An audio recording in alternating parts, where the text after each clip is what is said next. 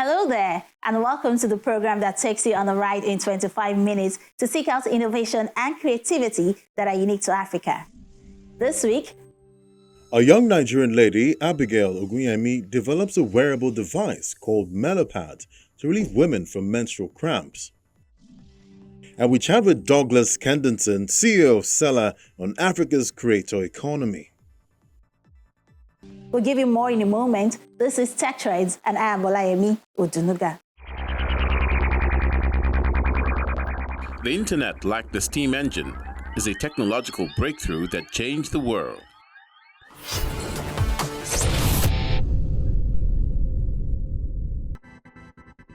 Health experts say that approximately 80% of women who have periods experience menstrual pain at some point in their lifetime, particularly on day one of menstruation.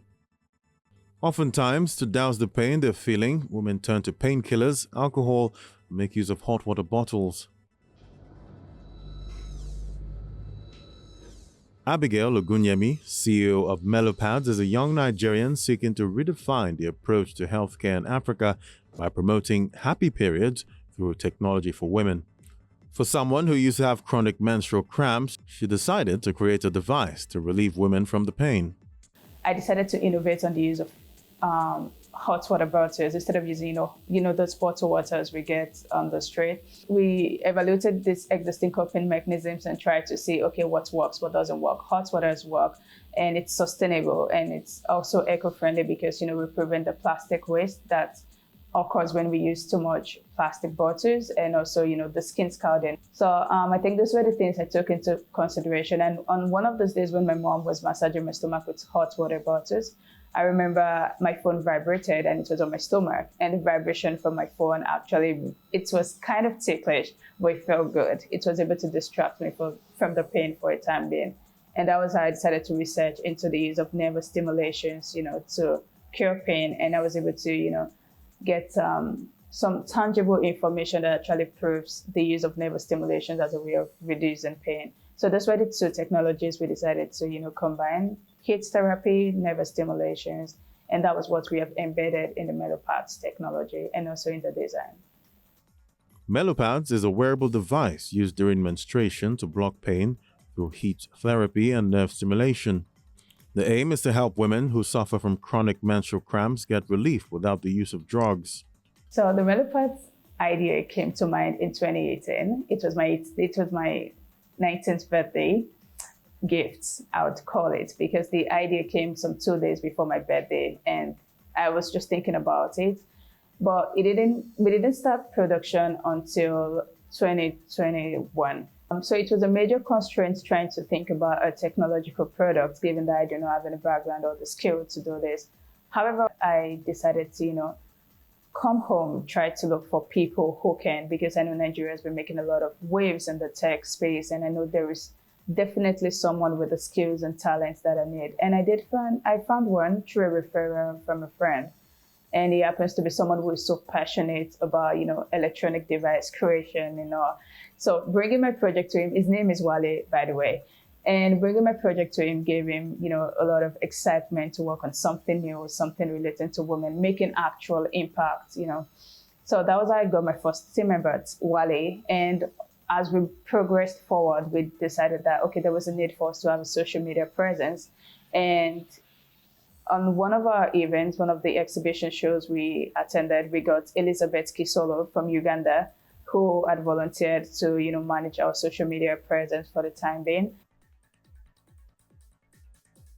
The device is user-friendly, easy to carry, provides an almost instant relief from the pain, and lasts up to 12 hours when fully charged. Women can wrap the device around their lower abdomen and turn it on to feel its effect. The Melopads is quite eco-conscious in what we do, and the long-term vision is to make this product to be solar-powered. However, like the carton here is made from recycled papers, and we also have the device here made from microfiber, really soft and silky, really good on the skin too. It's just like a normal waist belt you find on the street and the superstores, and you just basically, through the use of this adjustable waist belt, strap it to your waist around it. And here there's like a space for you to, put this right here and adjust it, you see? Really easy to adjust. So right here, you have the device strapped to your waist, and I can put it on just using this device here. When I put it on once, when I click this once, rather, it's gets on and it starts, getting warm. By the time I click it twice, I want it to get, hotter. And then by the third time, then I want to activate the nervous stimulation. And it also has the temperature sensors that actually regulates the heat it emits, as well as the stimulation sensors that you can use to adjust once in a while. It's quite a smart device, honestly, because of the sensors and some AI we have embedded in it. So it can be charged. There's a charging port just in here, just under the device right here. And once it's charged, say under 30 to 40 minutes, it can last up to 12 hours. And yeah, that's it. Really easy to use, convenient to use, actually. And as I said, it's quite slim, and I can just bring my clothes on it this way. It's really cool. Many women live with the fear that every month they would experience discomfort caused by period cramps, but with individuals like Abigail taking advantage of technological advances to help women have a comfortable menstruation experience with the press of a button, women can go about their day pain-free.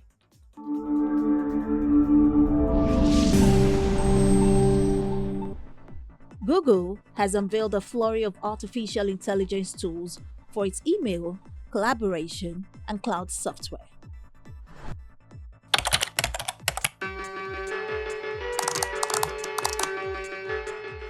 In a replay of February's drilling chatbot launches by the tech giant, Alphabet, Google's parent company, touted a magic wand for its popular Google Docs software that can draft a marketing blog, training plan, or other text, then revise its tone at users' discretion. Microsoft, meanwhile, has teased about how it is reinventing productivity with AI, which is expected to showcase its competing word processor.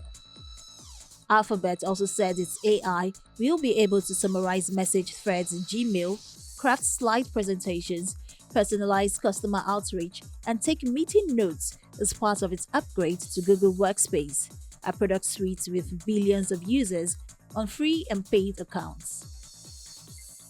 The advances reflect how ChatGPT has spurred a race in Silicon Valley to imbue products with so-called generative AI, which learns from past data how to create content anew, just like the chatbot sensation. Microsoft, Alphabet, and peers are investing billions of dollars to build and deploy the technology, hoping businesses that win from speeding up writing and creative tasks for office workers will far outweigh the costs of these endeavors. Google also unveiled a range of generative AI tools for its cloud computing customers.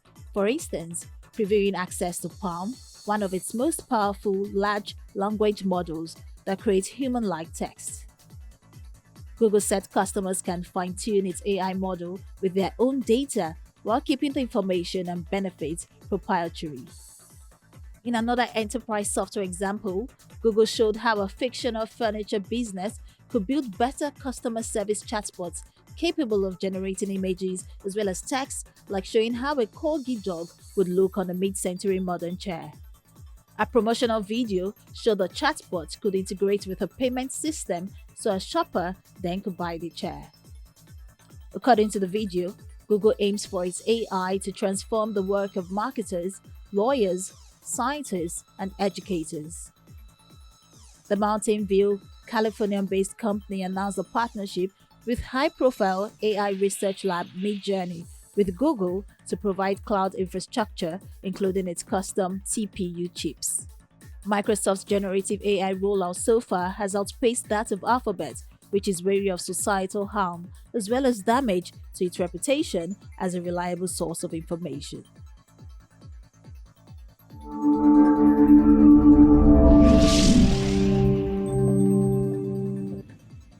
A team of biomedical engineers in Australia have developed a small flexible robot that can be used to 3D print biomaterials directly inside the human body, in the hopes of streamlining future medical procedures.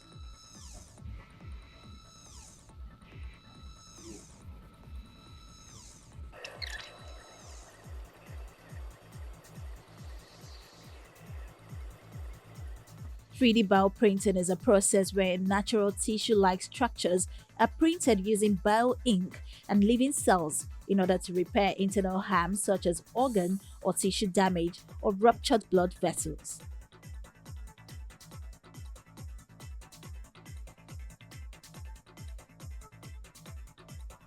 The use of living cells in the printing process allows these man-made structures to fuse naturally with the human body and continue to grow. Currently, biomaterials must be created outside of the body before relying on typically invasive surgery to insert the materials inside the body, which can lead to high blood loss, infections, and other complications. Team leader Dr. Dale said this new device named F3DB will eliminate those complications and risks by printing directly inside the body using a natural orifice such as the mouth or anus, similar to an endoscopic tool. So the currently no commercially available technology can perform direct 3D printing inside the human body. Some technology have been proposed to check the handheld device, but they only limited at the skin surface only, and so they make from the rigid materials, and therefore they don't have enough flexibility to insert inside the human body and perform the 3D printing.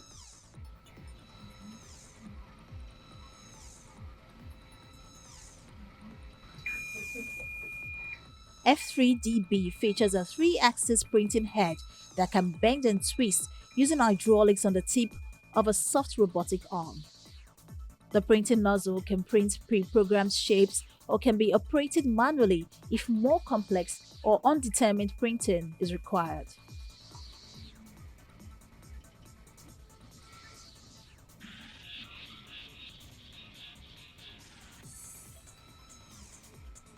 The smallest prototype has a diameter of approximately 11 to 13 millimeters, similar to a commercial endoscope, but it could be scaled even smaller in the future.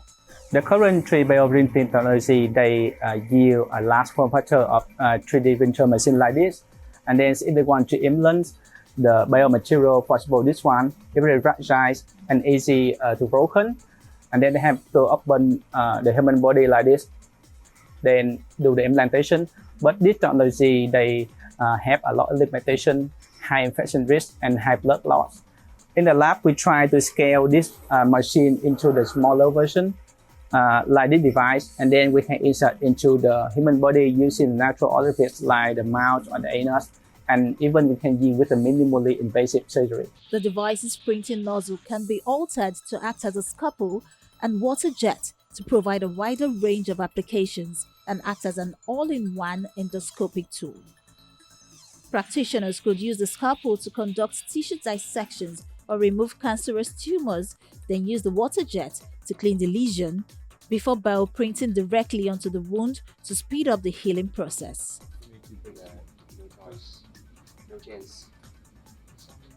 The team also tested the cell viability of the living biomaterials after being printed by F3DB. Results showed that the majority of cells were alive post-printing and continued to grow over the next week. 4 times as many cells were observed 7 days after printing. So our technology was designed like all-in-one device. So it means they not only can perform the in situ printing inside the bodies, but they can be used like the endoscopic surgical device that they can remove a certain type of cancer tumor. For example, they can cut the tissue and then they can clean the tissue, and after that we can 3D print material to speed up the healing process. F3DB ability to print internally is due to the use of soft robotics and artificial muscles, which Do and his team developed last year. Soft robots is very good for working with the human body because they mostly make from soft materials such as silicon elastomer, and therefore they can offer the safe interaction with the living body. Second thing, that soft robot, they can offer high flexibility and adaptability. It means they can fit to any area inside the human body. Joe believes that the device is on track for commercialization in the next 5 to 7 years, pending further clinical trials.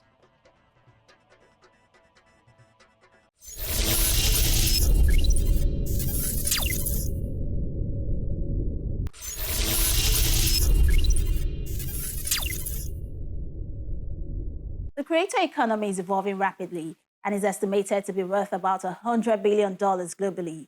But Africa seems to be playing catch up in the conversations that shape the ecosystem. Talks about monetizing and standardizing the business for creators seem to be getting louder. And so, to gain more insight about the state in Africa, I speak to Douglas Kenderson, who is the CEO of Seller. With the creator economy, you're typically talking about like creators here or users here that get to monetize their knowledge or audience.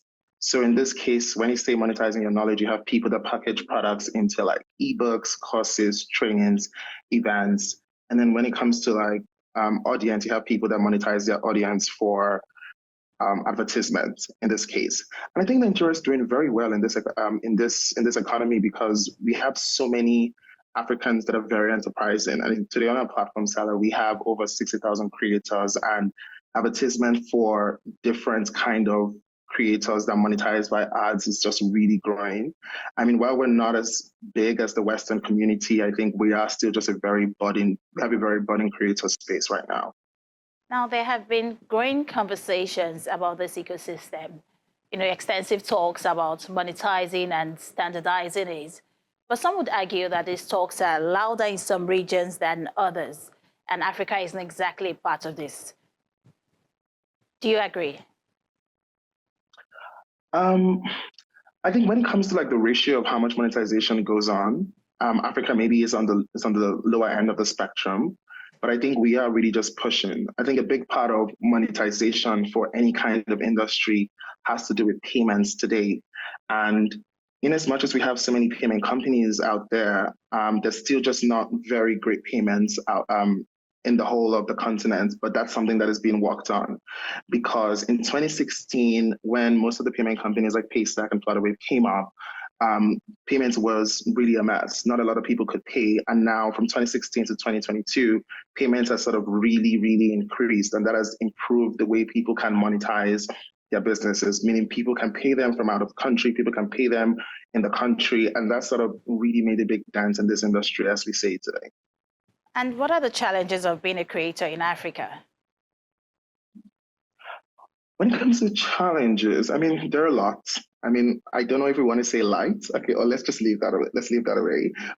But I think one of the biggest things for a lot of creators in Africa is maybe getting paid, which is something that we try to solve with our product. But like, even at that, I'll give you an example. For something like fraud prevention, there's still the embargo on like how people view Nigerians like creating products. Like I feel like most of the time you as a great creator, you create a great product, you have a great brand and people want to pay you and they're like, oh, you're Nigerian, and that fraud embargo is there. And even sometimes when people try to pay you, they encounter issues.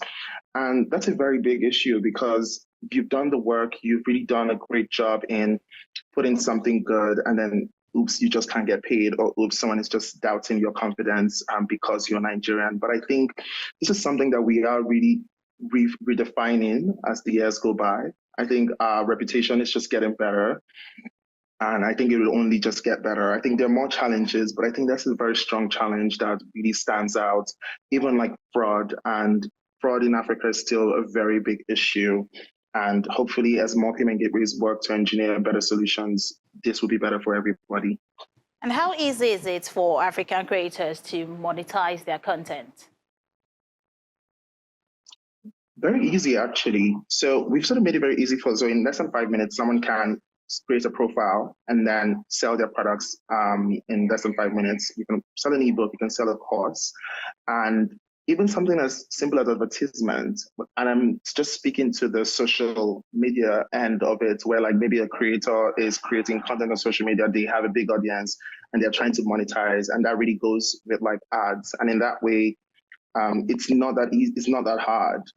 The good thing is everybody can get paid right now. The good thing is if you you can set up a store to sell your digital products or physical products online today with Seller in less than 5 minutes. So not too hard, but there's still a lot of work to do, especially just selling locally and also selling internationally across the spectrum. There are certain beliefs that the creator economy could be seamless with the power of crypto. What do you think? That's a very tricky one. It's a very tricky one. So I think there's a very big opportunity for crypto. I think over the last couple of years, we've seen how crypto has changed the game for traditional banking system. I think there's definitely a room because it's a lot faster. It's depending on the cryptocurrency, it is volatile, but it's a lot faster and there's so many opportunities, especially like in Web3 for creators everywhere. And what do we need to do to open up Africa's creator economy? And, make it easier for people to invest in the creators that they love. When it comes to investing for creators that they love, we're thinking more access to infrastructure is probably the best thing. I speak to a lot of creators today in Nigeria, and even though this sounds very simple, issues such as light as internet affect them because everybody works online today. Everybody's work is online today. And if something has infrastructure like power and internet is still a challenge, more creators cannot create. We're complaining about the dollar system now. A lot of creators today, the dollar FX rate today, and a lot of creators today buy ads to promote their products to a bigger audience. A lot of creators today buy devices to make better content. And when things like this are here, we can't actually expand, we can't go further, we can't move forward. And I think these are the infrastructural things that hopefully if we can fix as a country, it would really go far for us. Some people believe that creators would also play a key role in the metaverse. Is that what you think as well? Oh yeah, I mean the metaverse is all about a different digital world for people to experience outside the physical. And I think, of course, like people are going to create games, people are going to create content that people are going to be entertained by, people are going to consume. And I think, of course, creators need to create, creators need to exist, creators need to keep doing what they're doing, and it will play a big role. I just hope that Nigerians won't be left behind because of maybe how much access that we have, because of how much internet and all of that. Again, these things seem very small, but they play a very big role at the end of the day. And do you think there are other things or other roles that digital platforms need to play to make things easier in the ecosystem? Yes. I think one of the biggest things right now that we've seen is a lot of Nigerians selling to like other Africans. A lot of products that people create in Africa is just very universal in that way. I think even with more platforms, as more platforms support more easy payments across the world, I think that would definitely help push the agenda. That would definitely help create like income and also just create ethics, because when creators are really doing a great job today. I think at Seller we've done creators on Seller have sold over 2 billion of digital products, 2 billion naira worth of digital products. And imagine all the payments that actually maybe went through and didn't fail. That would be almost triple that amount. And that's how much we can bring in FX to the country. Yeah. Thank you so much, Douglas, for sharing your thoughts on the conversation. Thank you very much. Thank you, Olaimi. It's a pleasure.